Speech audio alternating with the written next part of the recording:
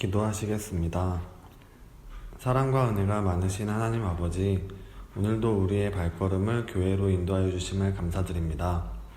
이번 한 주간 죄짓고 말씀대로 살지 못했던 우리의 죄를 회개합니다. 용서해 주세요. 요즘 환절기여서 일교차가 큽니다. 저희가 감기에 걸리지 않도록 건강 지켜주시고 삶 속에서 주를 놓지 않고 동행하는 삶을 살게 함께 해주세요. 코로나로 인해 어지럽고 복잡한 상황들이 속히 안정되게 하여 주시고 몸과 마음이 아픈 이들에게 위로와 평안이 되어 주세요. 무엇보다 우리가 이 상황에 휩쓸리지 않고 주님의 손과 발 되어 교회를 지키고 세상 가운데 믿음으로 담대히 서는 주의 자녀 되게 하여 주시고 날로 어려워지는 현실 속에서 우리가 더 믿음으로 굳게 서서 그들을 위해 기도하며 사랑으로 섬기는 그리스도인이 되게 하여 주세요. 오늘 말씀을 전하시는 변정욱 목사님께 능력 더하여 주시고 듣는 우리들에게도 그 말씀 붙들고 은혜로 한 주간 말씀대로 살 수 있도록 도와주세요. 우리의 예배를 통하여서 아버지 홀로 영광 받으시길 원합니다. 이 모든 말씀 예수님의 이름으로 기도드렸습니다. 아멘.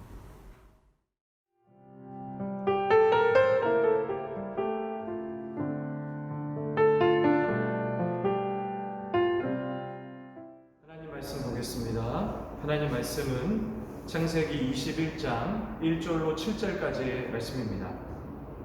우리 다 같이 읽도록 하겠습니다. 여호와께서 말씀하신 대로 사라를 돌보셨고 여호와께서 말씀하신 대로 사라에게 행하셨으므로 사라가 임신하고 하나님이 말씀하신 시기가 되어 노년에 아브라함에게 아들을 낳으니 아브라함이 그에게 태어난 아들 곧 사라가 자기에게 낳은 아들을 이름하여 이삭이라 하였고 그 아들 이삭이 난 지 8일 만에 그가 하나님이 명령하신 대로 할례를 행하였더라. 아브라함이 그의 아들 이삭이 그에게 태어날 때에 100세라. 사라가 이르되 하나님이 나를 웃게 하시니 듣는 자가 다 나와 함께 웃으리로다. 또 이르되 사라가 자식들을 젖먹이겠다고 누가 아브라함에게 말하였으리요마는 아브라함의 노경에 내가 아들을 낳았도다 하니라. 아멘. 할렐루야. 사랑하는 청년 여러분, 저는 창세기 21장 1절로 7절까지의 말씀을 중심으로 나를 웃게 하신 하나님이라는 말씀의 제목을 가지고 말씀을 전하도록 하겠습니다. 나를 웃게 하시는 하나님이라는 말씀의 제목입니다. 사랑하는 청년 여러분, 오늘도 예배 드리실 때 또 마음과 우리의 모든 몸을 준비하셔서 또 정성스럽게 예배 드리신다면 하나님께서 오늘도 우리가 함께 예배드릴 수는 없지만 하나님께서 또 동일한 은혜를 우리 가운데 부어주실 줄 믿습니다. 여러분, 오늘의 본문인 이 창세기 21장에서는 아브라함은 그의 나이 100세에 평생 바라고 원했던 일이 이루어지게 됩니다. 그 일은 무엇이냐면 바로 자신의 정부인이었던 사라를 통해서 아들을 낳는 일이었습니다. 여러분, 사실 그 100세에 아이를 낳는다는 것, 아이를 갖게 된다는 것은 참으로 놀라운 일이기도 하지만 사라의 그 당시의 나이가 90세였다는 걸 생각하신다면 정말 기적과 같은 일이라고 이야기할 수 있다는 거죠. 그럼 하나님께서 25년 전에 아브라함에게 아이를 약속하셨습니다. 당시 아브라함의 나이가 75세예요. 그리고 사라의 나이는 몇 세였습니까? 10살 차이였으니까 65세라는 거죠. 여러분, 그 당시 나이에 아이를 갖는다는 것은 사실 이미 많이 늦은 시간 아니겠습니까? 그렇게 여러분, 아브라함 입장에서는 이 하나님의 이 약속을 믿는다는 것, 아이를 주신다는 하나님의 약속을 믿는다는 것이 사실 어려운 일이죠. 그렇게 여러분, 아브라함 입장에서 이 믿음의 여정에서 어떤 일을 선택했냐면 이 초기 부분에 이 다메섹 사람이었던 엘리에셀을 통해서 아들을 가져보려고 하고 또한 종을 통해서 태어난 이스마엘을 자신의 후계자로 세우려고 했던 일도 있었습니다. 그러나 여러분, 아브라함은 그 하나님이 주신 그 약속의 말씀에 대한 그 믿음이 흔들리긴 했지만 끝까지 그 믿음을 지켜나가게 되는 거죠. 그리고 결국 드디어 그라기아 땅에서 자신이 평생 원하고 바랬던 그 꿈들이 이루어지게 된다는 거예요. 여러분, 아브라함의 아들의 이름이 이삭인데 이 이삭이란 이름의 뜻이 무엇인지 아십니까? 그는 웃었다는 뜻입니다. 저는 사실 그 이삭의 이름을 보면서 이 자식을 갖게 된 아브라함과 이 사라의 모습이 떠오르면서 하나님께서 왜 이삭이란 이름을 주셨는가라는 생각을 하게 되는 것입니다.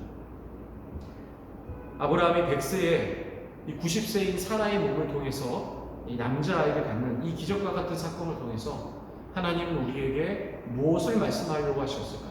저는 오늘 이 부분에 대해서 두 가지의 말씀을 전하도록 하겠습니다. 첫 번째로는 100세의 이삭을 얻은 이 아브라함의 이야기를 통해서 하나님께서 우리에게 주신 말씀이 무엇이냐면 하나님이 말씀하신 것은 반드시 이루어진다는 거예요. 여러분 1절과 2절을 펴보시면 이 반복되는 표현이 있습니다. 21장 1절과 2절의 말씀은 이렇게 이야기합니다. 여호와께서 말씀하신 대로 사라를 돌보셨고 여호와께서 말씀하신 대로 사라에게 행하셨으므로 사라가 임신하고 하나님이 말씀하신 시기가 되어 노년의 아브라함에게 아들을 낳으리라고 표현하는 거예요. 여러분 반복되는 표현이 있는 게 무엇입니까? 여호와께서 하나님께서 말씀하신 대로라는 표현이에요. 창세기 저자는 이 표현을 3번씩 반복하면서 또 이것을 기록하면서 세상이 말하는 불가능이란 일도 하나님께서 말씀하셨다면 반드시 이루어질 것에 대해서 이야기하고 있다는 것입니다. 그래서 하나님께서 말씀하신 대로 90세에 사라를 돌보셨고 하나님께서 말씀하신 대로 행하셨고 하나님의 말씀하신 대로 바로 90세의 사라가 아이를 낳았던 거라는 거죠. 여러분 이 부분을 통해서 우리가 분명히 인지하고 기억해야 될 것은 무엇입니까? 하나님이 말씀하시면 그 일은 반드시 이루어진다는 거예요. 여러분 제가 얼마 전 신문기사에서 놀라운 소식을 아주 충격적인 소식을 보게 되었습니다. 이게 뭐냐면 인도 남부의 안드레 프라데시주에 사는 이름이 좀 어려운데 망가얀마 야라마티라는 여성이 있었습니다. 여러분 그녀는요 평생 동안 아이를 원했습니다. 그러나 그녀의 몸이 이 자연 임신으로 했을 때는 아이를 낳을 수가 없었다는 거예요. 그래서 결국 아이를 낳는 것을 포기했다는 거예요. 그러다가 어느 날 난임 전문 병원을 찾아가서 마지막 희망을 가지게 되었습니다. 여러분 의료진은 이 병원의 의료진들은 이미 폐경기가 지난 이 야라마티의 이 난자 대신 기증받은 난자와 그리고 그의 남편의 정자간 이 시험관 이 아기 시술을 시도했는데 결국 이 야라마티는요 이 체외 수정을 통해서 이 아이를 임신하게 했다는 거예요. 임신이 성공한 거죠. 그런데 중요한 게 무엇이냐면 그녀의 나이가 무려 몇 살인지 아십니까? 만으로 74세라는 거예요. 여러분 정말 믿을 수가 없는 일이죠. 여러분 74세의 나이에 자신의 난자가 아닌 다른 이의 난자를 통해서 이 체외 수정을 통해서 아이를 낳았다는 거예요. 여러분 이 기사를 봄으로써 우리 마음에 드는 것은 무엇입니까? 굉장히 놀라운 일이죠. 그런데 무려 90세의 나이에 의료기술이 발달되지 않은 시기 무려 4,000년 전에 아이를 갖게 됐다는 거예요. 정말로 믿을 수 없는 일이 아닌가 이런 생각이 드는 것이죠. 여러분 아이를 낳은 사라도 얼마나 이 사실에 놀랐는지 이런 표현을 21장 6절에 보면 이렇게 이야기하는 거예요. 사라가 이르되 하나님이 나를 웃게 하시니 듣는 자가 다 나와 함께 웃으리로다 이렇게 얘기하는 거죠. 그러니까 사라도 웃고 그 이야기를 전하고 또 그 이야기를 듣는 모든 사람들도 함께 웃었다는 거예요. 무슨 일입니까? 90세의 여인의 몸으로 아이를 낳았다는 거예요. 또 얼마나 기뻤는지 사람들에게 이렇게 이야기했습니다. 21장 7절에 보니까 이렇게 이야기해요. 또 이르되 사라가 자식들을 젖먹이겠다고 누가 아브라함에게 말하였으리오마니 아브라함이 노경에 내가 아들을 낳았도다 하니라 이렇게 얘기해요.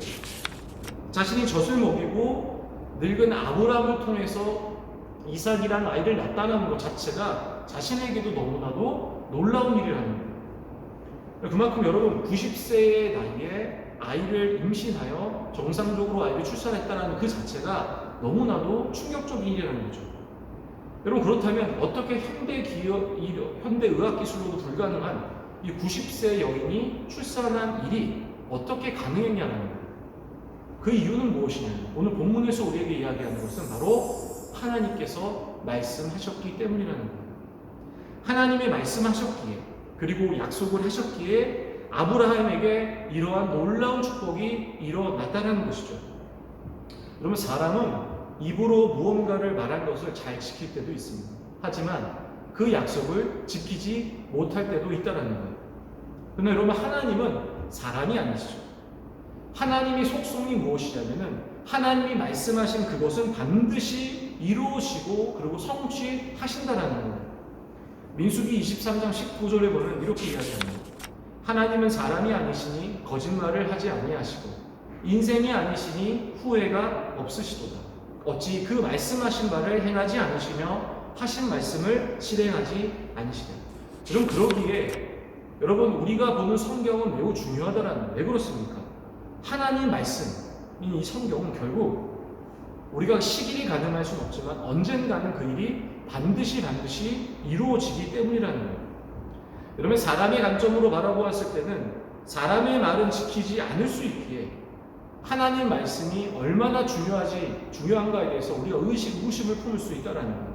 그러나 여러분, 하나님 말씀이라는 것은 사람의 말과의 무게를 만약에 비교한다면 그럼 비교할 수 없다는 거예요.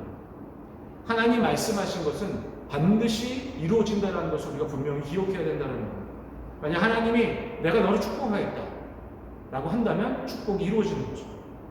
내가 너와 함께 하겠다 라고 이야기했다는 것은 반드시 하나님이 그와 함께 했다는 것을 이야기하신다는 거예요.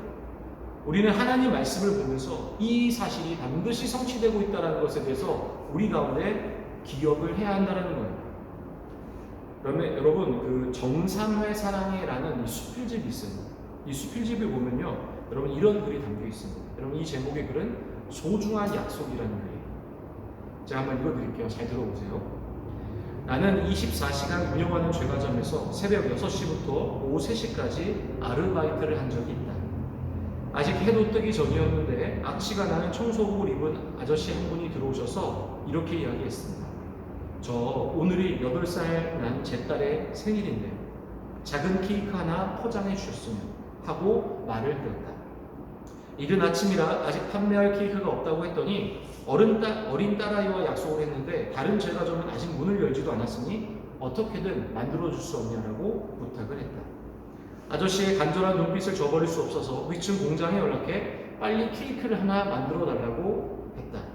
한참 뒤 예쁜 토끼 모양의 케이크를 받아든 아저씨는 초를 8개 넣었는지 확인하고는 얼굴에 환한 웃음을 가지고 가게를 나갔다. 8살 난 딸과의 약속을 위해 새벽 추위도 아랑곳하지 않던 그분을 생각할 때마다 나는 나에게 그렇게 소중히 여길 만한 약속이 한 번만이라도 있었는지, 그 약속을 지키기 위해 얼마나 노력했었는지 되짚어보곤 한다. 여러분, 어떤 상황 속에서도 자신과의 딸의 약속을 지키기 위해 노력하는 여러분 청소부 이 아빠의 마음이 바로 우리 하나님의 마음이라는 거예요. 하나님은 우리에게 하신 모든 약속들을 지키시는 분임을 반드시 기억해야 된다는 거죠. 여러분, 이미 하나님께서 우리에게 약속을 해주셨는데 이미 지키신 약속이 있습니다. 그것이 무엇입니까? 바로 예수 그리스도를 우리에게 보내주신 일이라는 거죠. 하나님께서는 창세기 세상을 지으시고 먼저 우리에게 약속을 하셨어요. 그게 무엇입니까? 내가 이 세상을 구원하겠다는 거예요. 그래서 하나님께서는 세상을 구원하시고자 자신의 독생자이신 예수님을 우리에게 보내주셨다는 거죠. 근데 여러분, 그분을 우리 왕으로 보내주신 게 아니에요.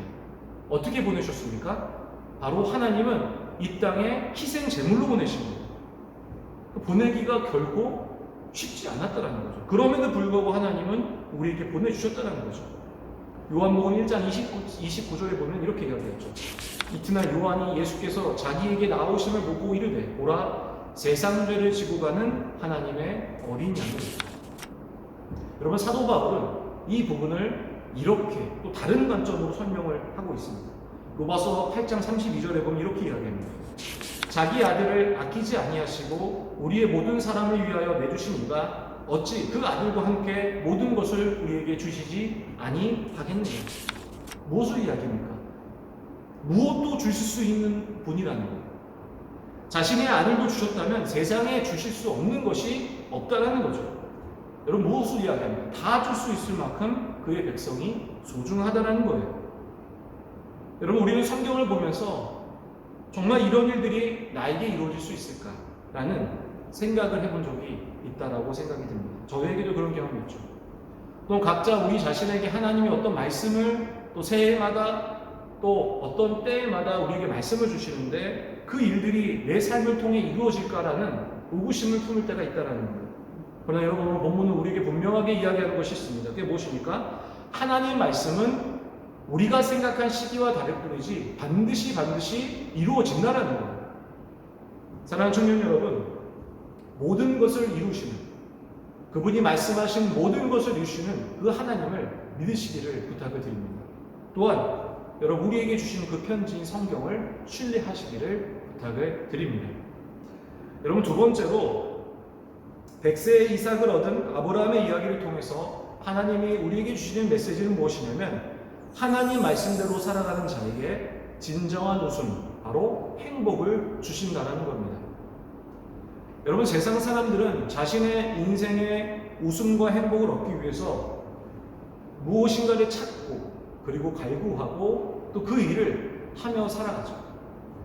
그러나 여러분 웃음과 행복을 얻기 위해서 여러분 무언가를 찾으려고 하지만 어떻습니까? 찾을 수 없습니다. 갈구하지만 얻을 수 없는 거예요. 그리고 행동하지만 결국 우리가 원하는 궁극적인 웃음과 행복을 얻을 수 없다라는 거예요. 예를 들면 여러분 결혼의 예를 한번 제가 들어보겠습니다. 대부분의 청년들이 결혼을 하고 싶어 하죠. 아마 여러분 지금 예배 드리는 청년분들 중에 결혼하고 싶어 하는 청년들이 계실 거라 생각합니다. 왜 그럴까요? 왜 사람들은 결혼을 하고 싶어요? 그 이유는 무엇인지 아십니까? 행복해지고 싶은 거예요. 청년들이 연애할 때 이 상대 이성과 같이 시간을 보내면 어떻습니까? 행복하죠. 그 사람과 있는다는 자체가 어떻습니까? 그냥 내 마음을 아주 참 편하게 하죠. 그러다가 점점 그 사람과 더 많은 시간을 보내고 싶다는 생각을 하게 되죠. 그리고 결국 무슨 일을 선택합니까? 결혼이라는 것을 선택하게 돼요. 그 사람과의 결혼은 자신의 삶에 진정한 웃음과 행복을 줄 수 있을 거라고 생각을 하는 거예요. 근데 여러분 과연 정말 그럴까요? 여러분 네브라스카 링컨 대학의 조디 벤 레닝엄 교수가 결혼한 부부의 이 만족도의 변화를 살펴보기 위해서 무려 2023쌍의 부부를 무려 17년 동안 연구를 했다고 합니다. 이 교수의 연구에 의하면 일반적으로 1년과 3년 차 때 결혼에 대한 만족도가 가장 높다라고 해요. 그러다가 4년과 7년도 이 사이에 이 결혼의 만족도가 아주 상당히 떨어진다는 거예요. 여러분 그렇다면 4년과 7년 이 시기가 지난 이후에 이 결혼의 만족도는 어떻게 될까요? 여러분 이 조디 벤 레니엄 교수가요 크게 두 가지 가설을 얘기합니다. 첫 번째 뭐냐면은 U자형 결혼 만족도예요.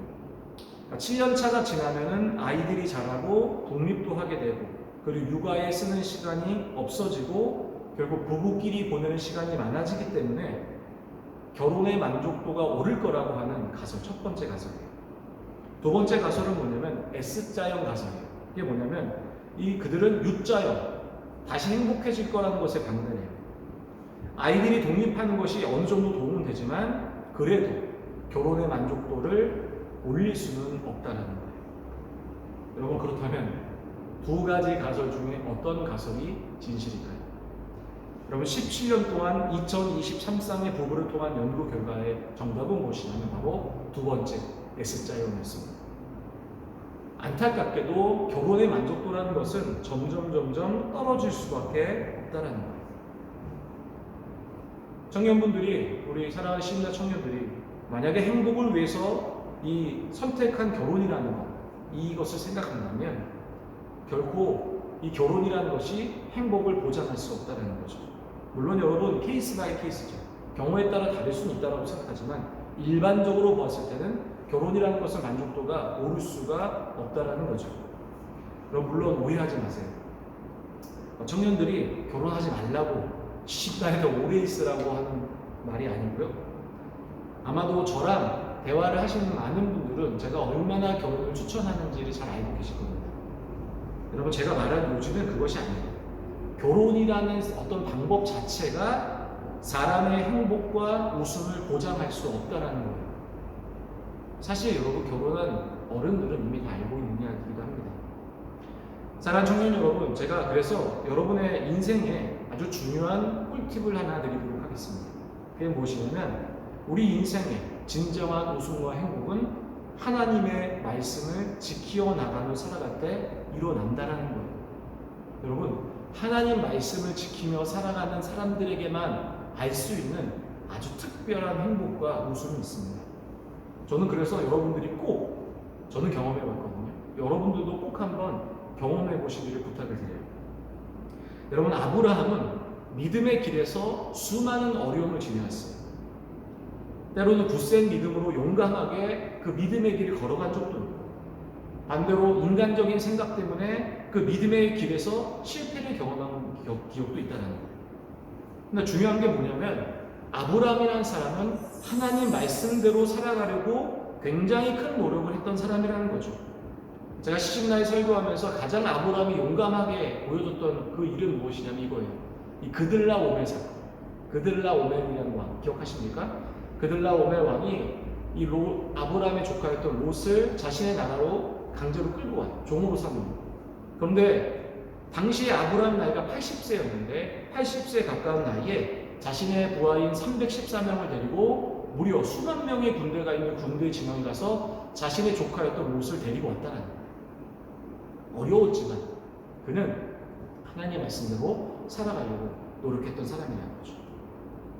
여러분, 오늘 본문 21장에서도 태어난 지 8일째 되는 날에 할례를 행하라고 하셨던 하나님 말씀에 어렵지만 순종하는 모습을 오늘 보이고 있다는 겁니다. 여러분, 100세에 얻은 아들에게 할례를 행한다는 것이 쉬운 일이었을까요? 여러분, 심지어 8일 만에 태어난 아이를 몸에 이렇게 표피를 잘라내라는 거예요. 여러분, 결코 그것은 쉬운 일은 아니라는 거예요. 쉽지 않다는 거죠. 여러분, 8일이 지난 아이들이 어떤 모습인지 아십니까? 저는 아이를 키워봤기 때문에 알죠. 8일 정도면은 이제 얼굴에 막 붙어있는 태지를 떼고 이제 태아의 모습을 조금 벗어나서 이제 아기의 모습을 좀 갖출 그 시기예요.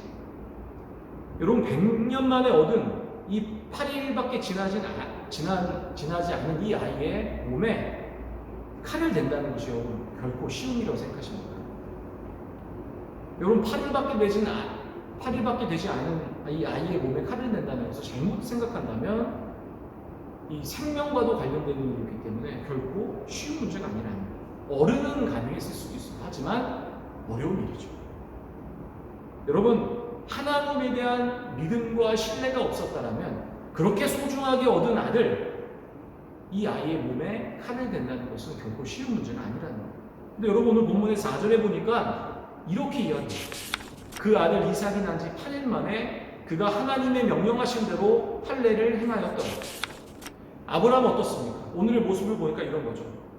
마치 익숙하면서도 당연하게 이 8일밖에 되지 않은 100년 만에 얻은 아들을 몸에 칼을 댔다는 거예요.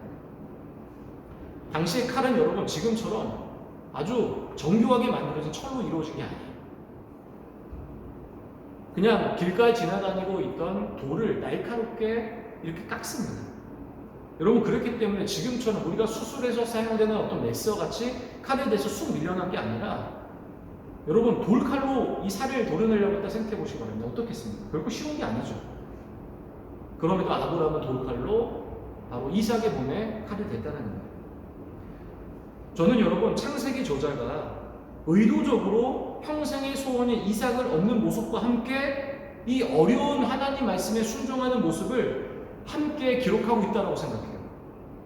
그렇다면 왜 창세기 저자는 이삭의 이야기와 함께 동시에 할례의 이야기를 기록하고 있었을까요? 그게 무엇이겠습니까? 어렵지만 아브라함은 평생 동안에 하나님 말씀에 순종했기에 그에게 세상이 줄 수 없는 진정한 웃음과 행복이 그에게 찾아왔다는 것을 창세기 저자는 우리에게 분명하게 이야기하고 싶었다는 거예요. 여러분, 하나님 말씀을 지키며 살아간다는 것이, 이 현 시대에 그렇게 살아간다는 것이 결코 쉽습니까? 아니에요. 쉽지 않아요. 하나님 말씀대로 살아가는 것이 어려운 일이에요. 그러나 하나님께서는 우리가 하나님 말씀을 지키는 것은 우리를 위함이 아니라는 거예요. 하나님을 위함이 아니라는 거예요. 바로 우리의 행복을 위함이라고 이야기하고 있다는 거예요. 신명기 10장 13절에 이렇게 얘기해요. 내가 오늘 내 행복을 위하여 내게 명하는 여호와의 명령과 규례를 지킬 것이 아니다. 그러니까 하나님 우리에게 이렇게 얘기하는 거죠. 너가 하나님 말씀대로 사는 거 나를 위한 거 아니야. 너를 위한 거야. 궁극적으로 너의 행복을 위함이라고 분명하게 이야기하고 있다는 거죠. 여러분, 그렇다면 왜 인간은 하나님 말씀을 지킴으로 진정한 행복을 얻을 수 있을까요? 여러분, 사람들은 자신에게 행복과 기쁨을 위해서 무언가를 마구 채우려고 하죠. 그러나 문제는 뭐냐면 세상적인 것을 마구마구 집어넣어도 이 세상적인 행복으로는 채워질 수가 없는 거예요. 여행이라는 것도 그렇죠. 처음에 여행이라는 것을 가면 참 좋아요. 그러나 여행을 한 번 가잖아요? 그럼 또 가야 돼요. 그리고 또 그 기쁨을 얻고 또 가야 돼요. 그러나 그 만족은 결국 우리 안에 오래 남을 수 없는 거예요.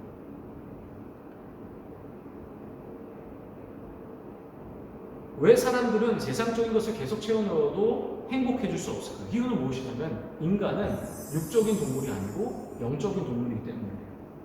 영적인 것을 채워지는 존재라는 거죠.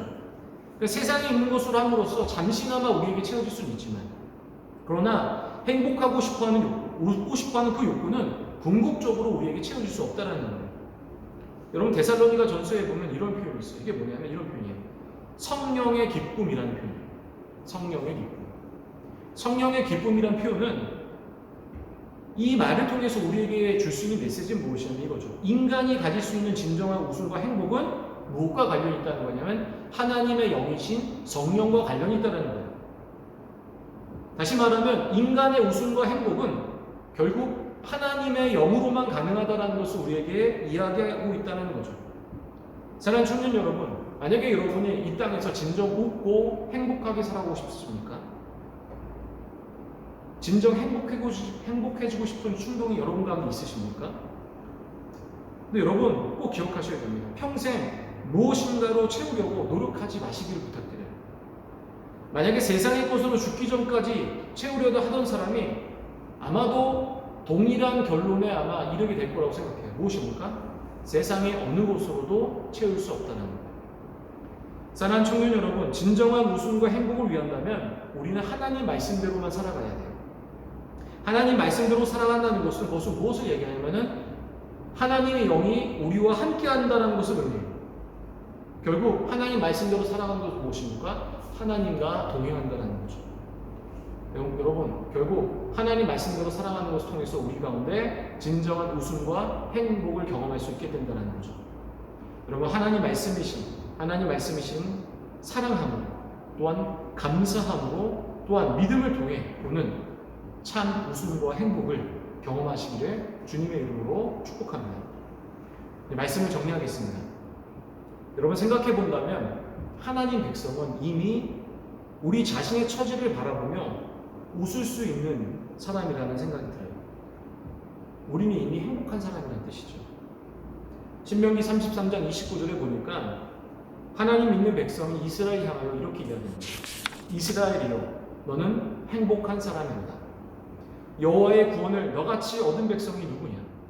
그는 너를 돕는 방패시요 내 영광의 칼이시로다. 오늘 신명기 저자가 우리에게 너는 이미 행복한 사람이라고 이야기한 이유는 무엇입니까? 이거죠. 첫 번째로 우리는 하나님께서 이미 죽음 이후의 삶, 구원의 삶을 약속하셨기 때문에, 또한 현재의 삶 속에서 구원을 받는 사람이기 때문이라는 거죠. 하나님 우리를 지켜주시기 때문이라는 거죠. 여러분, 세상 사람들은 무엇 때문에 두려워합니까? 죽음 이후의 삶에 대해서 두려워해요.